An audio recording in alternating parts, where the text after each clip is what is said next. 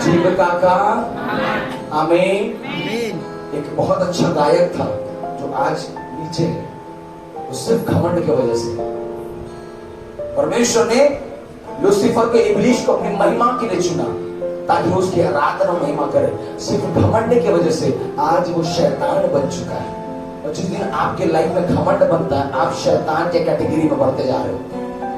इसलिए वचन में लिखा तो 3 वर्षों में तुम्हें क्या बनाऊंगा, शिरोमणि बनाऊंगा। कलीसिया याद रखें, घमंड की अगर आत्मा अगर किसी भी बातों में आता है, मैं अच्छा गा लेता हूँ, अच्छा बजा लेता हूँ, अच्छा ये कर लेता हूँ, अच्छा वो कर लेता हूँ, अगर जिस दिन आप दूसरों से अपने आप को कंपेयर करना आरंभ कर देते हैं, उस दिन आपके अंदर में शैतान की आत्मा काम करना आरंभ कर देता है। इसलिए कंपैरिजन नहीं होना है, कंपैरिजन नहीं होना है। और जिस दिन कंपैरिजन आ रहा है आपके लाइफ में, आप याद रखो आपके अंदर में एक अलग स्पिरिट काम कर रहा है, वो आपको मृत्यु की ओर लेकर जा रहा है।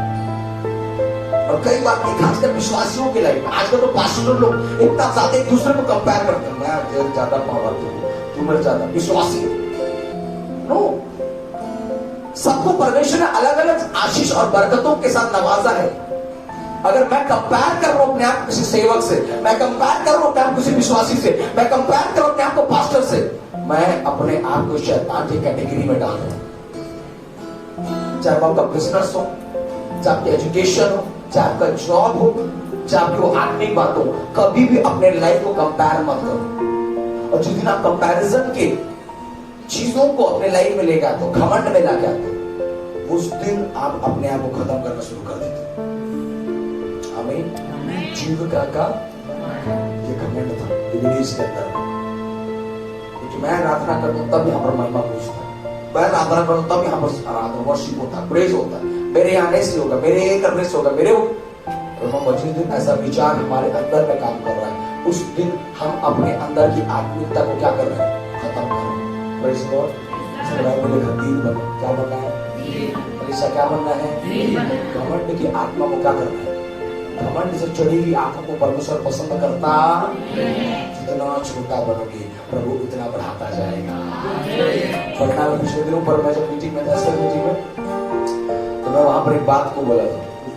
सिस्टर विद्या सिस्टर को मालूम होगा कि जब जैसे हमारे यहाँ गुड़िया छोटी बैठी है, बाबू दर सोया हुआ, तो खैर वो तो बहुत ही ज्यादा छोटी है, लेकिन ये बाबू का 3 साल हो गया ना, 3 साल हो गया मेरे ख्याल से। ये अगर इसको अभी चलने के लायक हो गया है तो इसको सीढ़ी में पकड़ के चढ़ाते हो या गोदी करके चढ़ाते हो, है ना।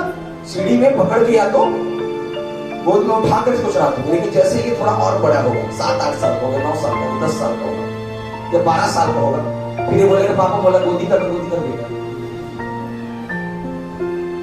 पर पापा जब छोटा था तू मेरे को गोदी करके सीढ़ी में चढ़ाता था चर्च में, अभी तो मैं 18 साल का हो गया, तो क्या आप मेरे गोदी नहीं करोगे?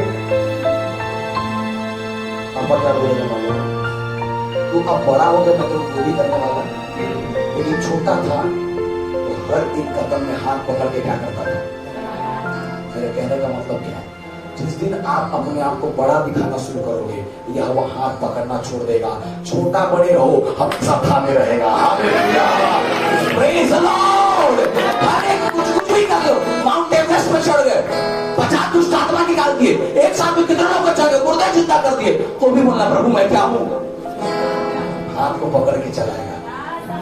एक जने को प्रार्थना करके अपना घमंड दिखाओगे, या वह तेरे हाथ को क्या करेगा, कितना कदम फिर चल पाओगे, कितना दूर आगे बढ़ पाओगे। इसलिए वचन कहता है जितना छोटा बनोगे उतना प्रभु तुम्हें बड़ा बनाएगा। हालेलुया। इसलिए घमंड बढ़ना नहीं है, जीविका का घमंड आना। मैं अच्छा कमाता हूँ, चर्च के अंदर बिल्कुल नहीं होना चाहिए। कभी कंपैरिजन में हम तो उससे ज्यादा कमाते हैं, हम उससे कम ना हो। ये अगर मानसिकता कलीसिया के अंदर में आप अपने आप को एक दूसरे से बड़ा और छोटा दिखाते हो, आप कभी भी परमेश्वर की आत्मा में नहीं चलो। मैं बोलता हूँ आप 1 लाख रुपए महीना कमाते हो, वो तो प्रभु के अनुग्रह की हमारे कलीसिया में कुर्सी है। और अगर आप मेरी कलीसिया में आते और कुर्सी नहीं होता तो आप 1 लाख कमाओ, चाहे 10,000 का जमीन में ही बैठना पड़ता। मैं आपके लिए कुर्सी नहीं लगाने वाला, आप प्रभु के भवन में आ रहे हो। अपनी मैं हमेशा कहता हूँ अपने कॉलर को चर्च में आने से पहले दबा करके आए।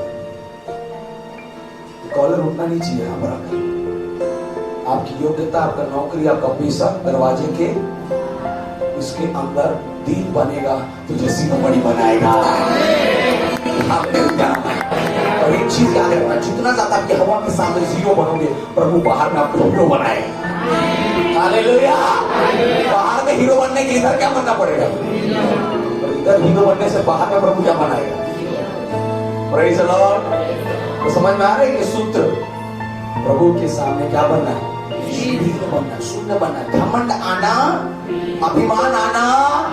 मैं अच्छा गाता हूँ, अच्छा प्रचार करता हूँ, मेरा घर इतना बड़ा, मेरा नौकरी इतना, मैं इतना कमाता हूँ, इतना एजुकेटेड हूँ। ये सारी चीजें शरीर की है, आत्मा तो एक है।